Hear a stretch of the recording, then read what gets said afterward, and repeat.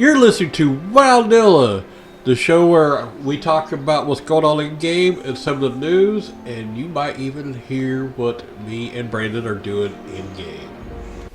You're listening to Wildilla. This is Chris. And this is Brandon. Alright, we're back. Alright, I'm going to talk about Pyromancer Lordgrave. Now, he is the next boss we're going to talk about after all the summon bosses. He is in the Shrine of Tharison. I don't know how you say it. But he's a Tauren mini-boss found just past the arena and to the right in Blackrock Depths. He deals in front of the monument of Cranklord Forgerite, where you place Ironfell to complete the quest for the BRD key. Lordgrave is a shaman and a member of the Twilight Hammer. Now, this says prior to patch 1.10, Lordgrave was a rare mob. However, they still haven't changed the icon back to Elite. So, I don't know if in vanilla he's a rare mob or not. Pyromancer Logran? I can't remember. But his abilities: Fire Horde, which surrounds the caster with a shield that lasts 1 minute and can absorb 120 fire damage. Flame Shock instantly burns an enemy for 96 fire damage, then inflicts 26 additional fire damage every 3 seconds for 12 seconds. Molten Blast burns an enemy, inflicting 121 to 139 fire damage.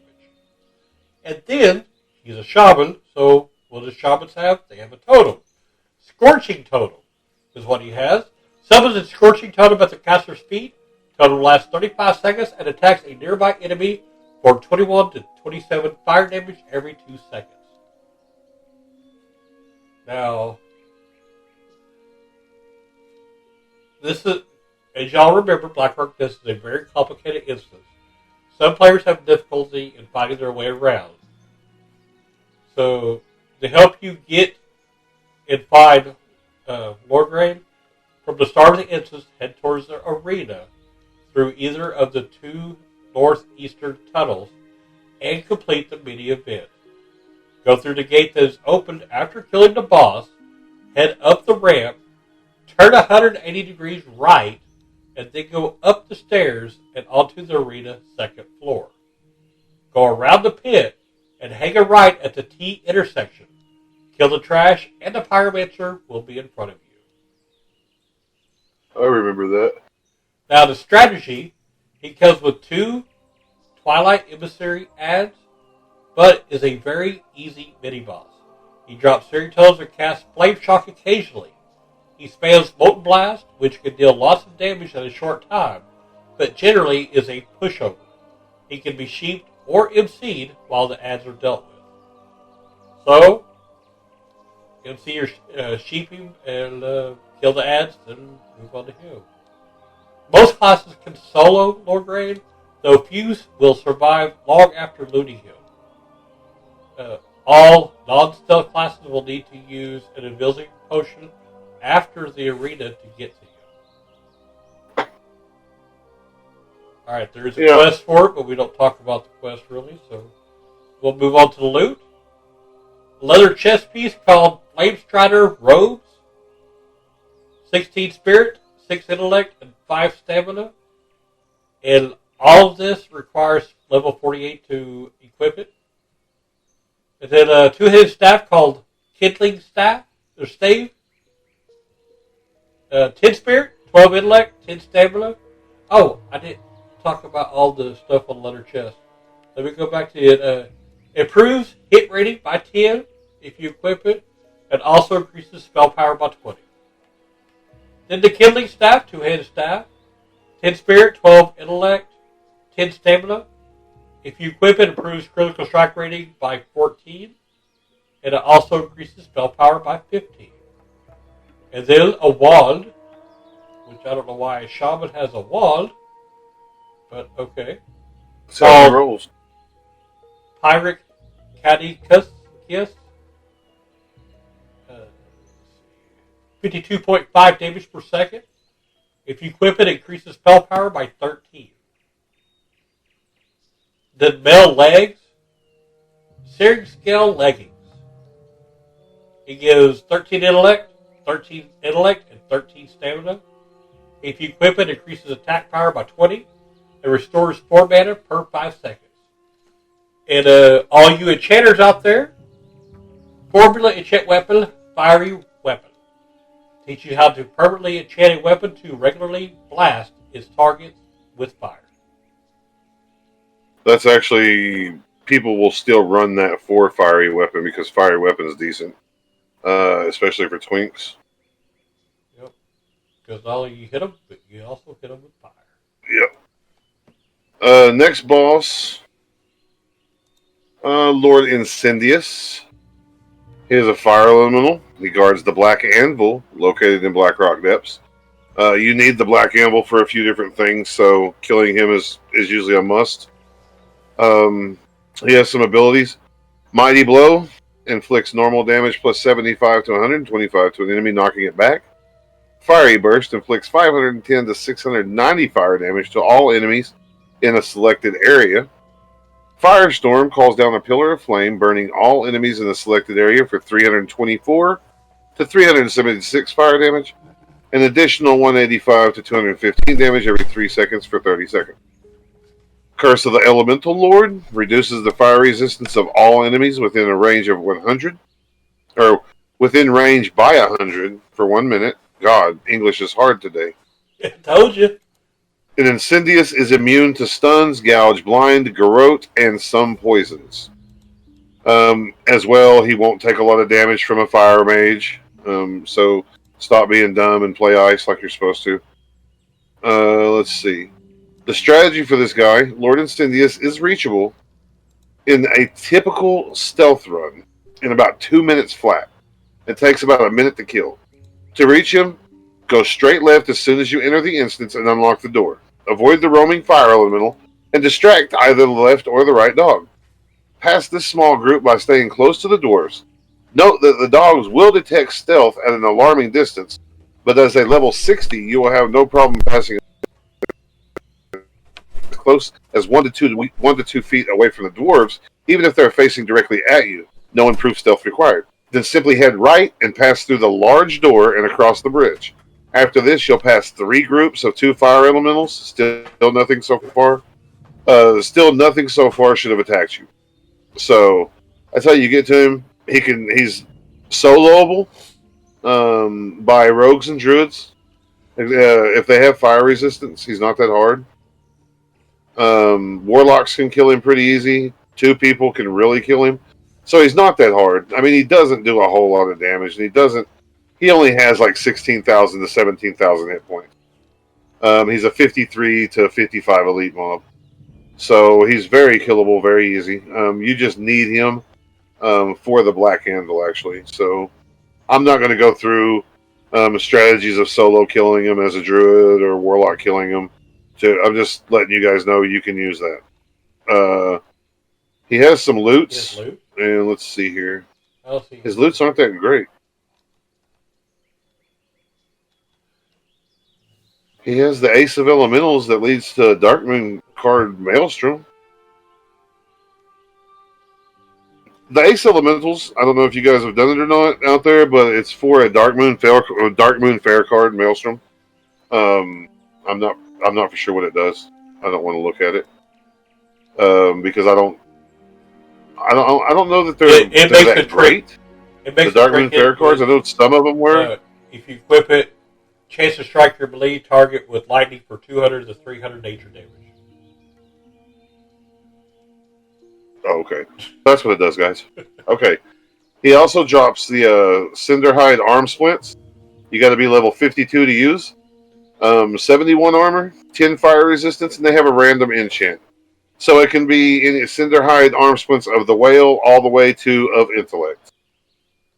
So you guys know what random enchants are.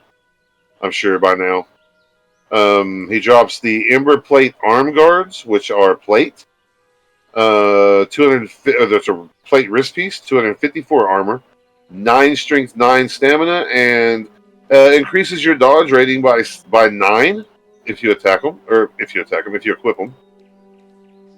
He also drops Flame Weave Cuffs. They are a cloth wrist piece with a random enchant and 10 fire resistance. Random enchants, we know what those are. Pyromancer wrist guards. They are 148 armor, mail wrist piece with random enchant and 10 fire resistance. Looks like he pretty much drops. Oh, he drops another piece cloth wrist piece, 32 armor, 9 stamina, 14 fire resistance. So he pretty much just drops a lot of fire resistance gear.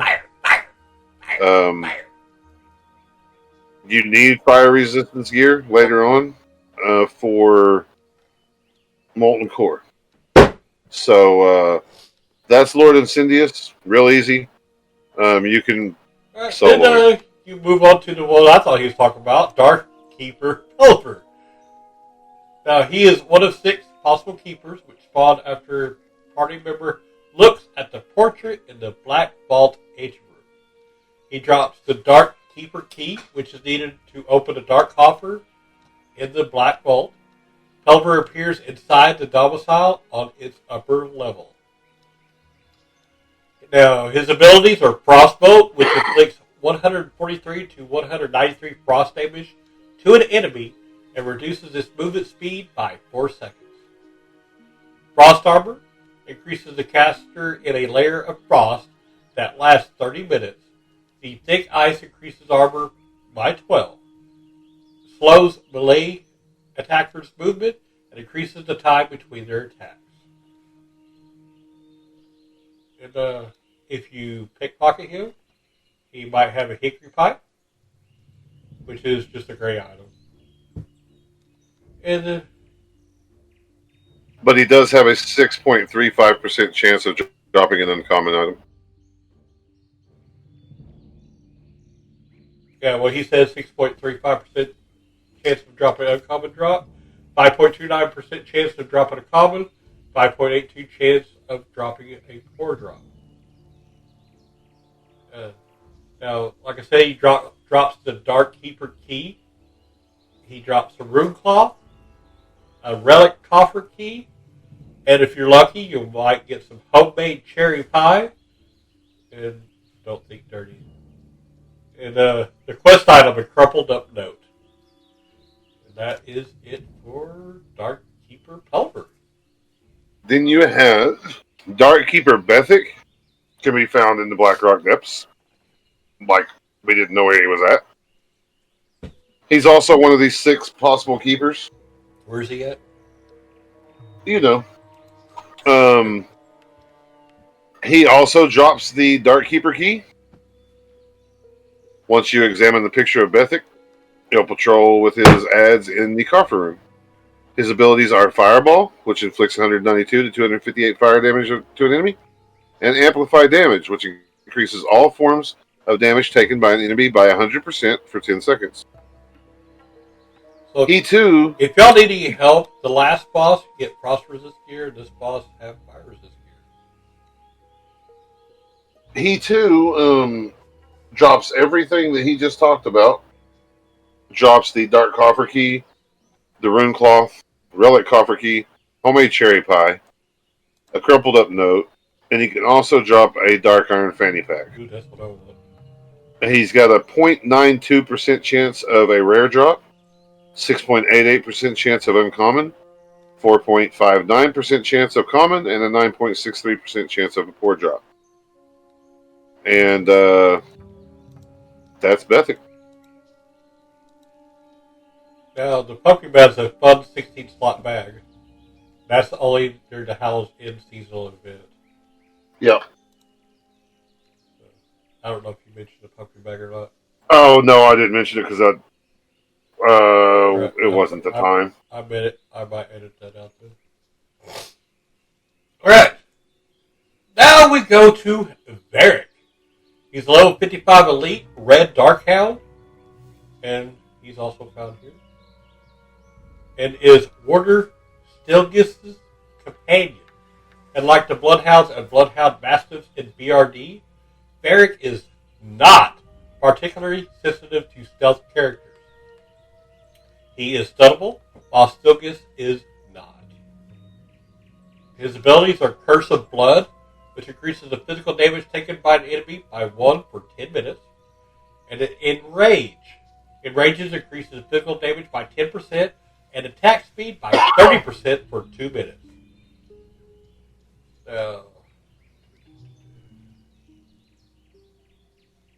He drops some 2 pieces of loot, maybe. Varric's collar, which is a neck piece. So you'll get your very own collar you can wear. Ooh. And it's a taking collar because it's got. I'm into BDSM. You're also into BD. Get it? Well, Blackrock depths. Yeah.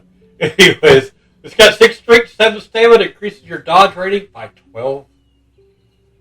And then Varric's leash is a male waist piece. So get both of those, you'll really be in BD. Anyway. Yeah. It's got 8 agility, 8 stamina, 8 intellect. Both these pieces require over 51 to equip. And if when you equip the leash, it increases attack power by 24. Wow, that's pretty good. And restores 3 mana per 5 seconds. Heck yeah, that's a good one. Yeah. Okay, Warder Stilgus, I think. Yeah. He's a level 56, and he's not a rare. He is a level 56 elite mob, mini boss. In fact, he's found in Blackrock Vault with his pet, Darkhound Varric. Which I just thought. So he's in the BD and S&M. He appears on the threshold of the coffer room. If he is not there, there will be 3 dwarf guards instead. He's there. So just so you know. Unlike most of the other demon dogs in BRD, we done Ted said that about Varric. We don't care about him. We know about that dog. Now, Stilgris himself has abilities. Frostbolt inflicts 143 to 193 frost damage. Reduces movements. Frost Nova. We know what that does. It inflicts 98 to 112 damage, and you can't move for any second. Frost Ward surrounds him with a shield that lasts for 1 minute and can absorb up to 120 frost damage. And Frost Armor. Encases the caster in a layer of frost that lasts for 30 minutes. The ice increases armor by 12, but slows the melee attack and slows melee attackers' movement and increases the time between their attacks. So he's the best mage. He's a frost mage. Pretty much 8,100 to 8,100, 8,700 health, with a 10,205 to 10,815 mana pool. He drops some loot, Arbiter's Blade, Main Hand Sword,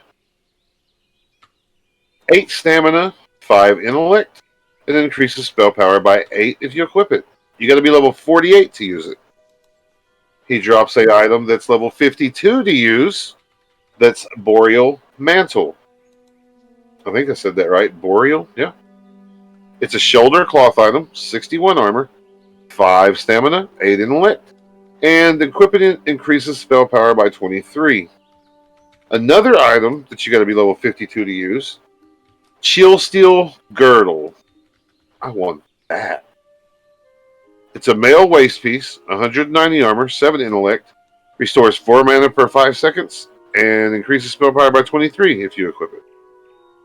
Another item level 52 to use, Dark Warder's Pauldrons, leather shoulder item, 122 armor, 17 agility, 11 strength, 7 stamina. Those are nice. I like that agility. So mainly this guy drops a lot of caster gear. The shoulder items are for a DPS druid or a tanking druid, either one. Sword, that's a decent sword for a holy paladin, a tanking paladin. Could use it, I guess, because of the spell power, maybe. Because Is it still, because I don't know a whole lot about paladins. You're the paladin master. In classic, do they still have to have the spell power for Yes. their? Okay, so they could use that weapon. That's not bad.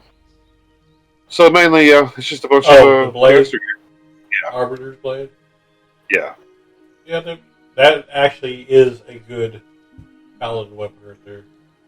Okay, I didn't know if it was good for tanking. I mean, I figured it could be used for heals. Tanky, red, heals.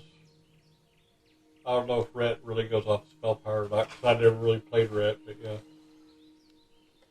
But that will conclude Stilgris. Alright, now I'm going to talk about Watchman Doomgrim. He's a level 55 elite dwarf found in Blackrock, of course. He is summoned when you open all lockers of the Black Vault. The secret safe spawns upon his death. Now, he's a warrior because he's got Sunder Armor, which hacks at an enemy's armor, reducing it per Sunder. Can be applied up to 5 times and lasts 30 seconds. Drink Healing Potion. Use the Holy Elixir to heal the caster from 590 to 684. And there's a quest for him called the Heart of the Mountain. And that's it. I got nothing else. Do you have anything about him? Not that I see. Not that I see. Let me look here. Mm-mm. Okay. He really doesn't drop anything, so. Good. I don't see him. Alright. Next guy. Darkkeeper Ugel. He's one of the 6 possible keeper spawns. We know where we find those at. It's when you look at the portrait. He has ability Shadow Bolt. Hurls a bolt of dark magic at an enemy, inflicting 192 to 258 shadow damage. And Curse of Agony. Curses an enemy with agony, inflicting 34 shadow damage over 3 seconds. Every 3 seconds over 30 seconds. He can drop that stuff, the Dark Coffer Key, Rune Cloth, Relic Coffer Key, Homemade Cherry Pie, a Crumpled Up Note, Morning Glory Dew, a Black Diamond.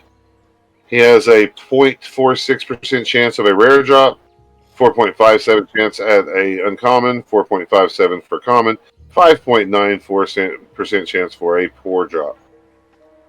And that's him. He's just a dwarf. He's ugly. Right now, Phineas Darkfire. He's level 53 elite Dark Iron Dwarf mini-boss. He is the current chief architect of the Dark Iron Dwarves in Shadowforge City.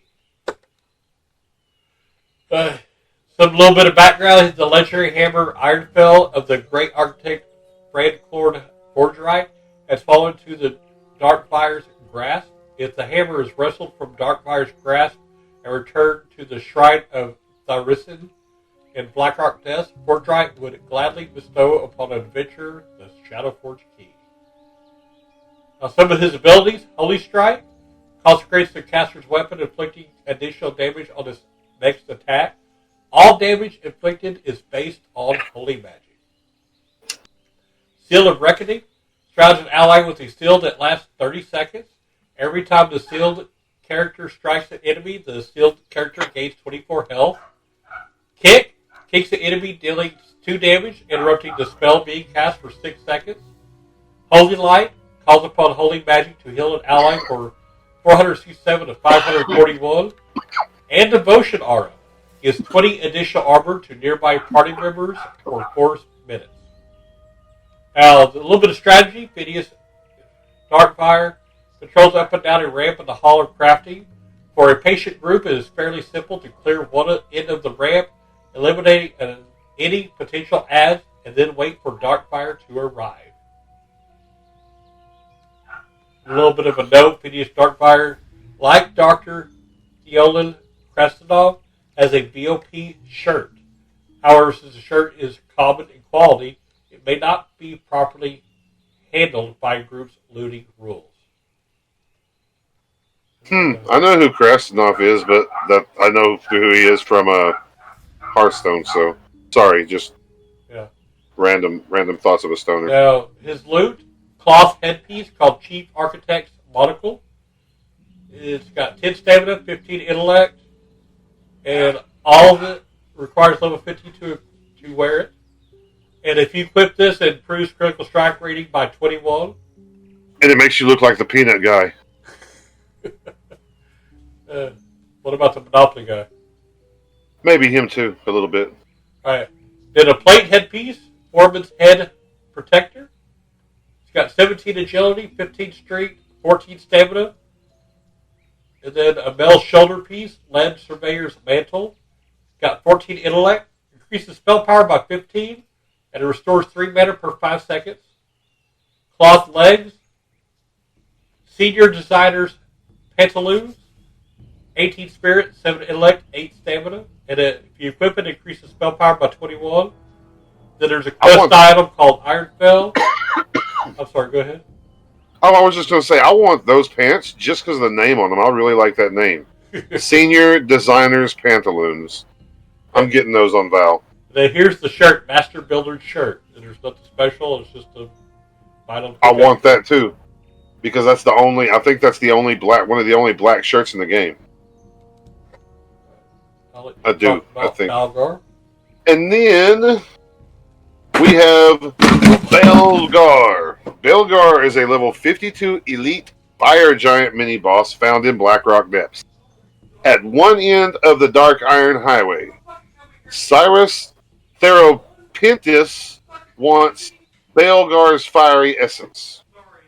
So, background, Belgar resides in the depths of Blackrock, a being of pure flame, born of the fires of Ragnaros. He has abilities, summon spawn of a Belgar, summon one spawn of Belgar in a selected area to aid the caster in battle for 2 minutes. The violent summoning also inflicts 1388 to 1612 fire damage to enemies in the selected area. So pretty much he's I mean, he has a lot of health and he's a big giant. So he summons one spawn, pretty easy to kill. Quest loot, or there's loot. It's not quest loot. It's just loot. I don't know why I said I was reading quest and then I read loot at the same time. I'll edit it out. He drops 2 pieces of gear that you got to be level 51 to use. 2 pieces of gear that you got level 53 to use. So I'll go through the 51s first. One of them is a mace, 2-handed, 14 strength, with a chance on hit to blast target for 150 fire damage. That's called Force of a Magma. Or he could also drop this hammer, which is not as cool. Rubidium Hammer. It is a main hand mace. 120 armor. What? A mace with armor? That's amazing. But that's crazy. I guess I've never seen this drop. But it's a mace that gives you 120 armor and 5 strength. So that's pretty cool. And then he's got 2 other items. Level 58 Lava Crest Leggings, which are plate legs, 531 armor, 28 strength, and 12 stamina. And Sash of the Burning Heart. This is a cloth waist item, 46 armor, 10 intellect, 10 stamina, improves crit rating by 10, and increases spell power by 12 if you equip it. So that's a really good waist piece, as a matter of fact. I like that. But that would do it for Belgar. And that will do it. Oh yeah, for these 10, yes, that's 10 bosses. Yep. So, alright, and then next week we'll talk about from Darkkeeper Offgut to, let's see, Ambassador Flamelash. Of course, y'all don't have our list, so I don't know why I said that, but anyways. But alright, that is it. That was episode 38. And until next week, have fun playing the game. As always. This show is brought to you by Heartland Production Entertainment. If you'd like to help to make the show better, go to patreon.com/heartlandpae.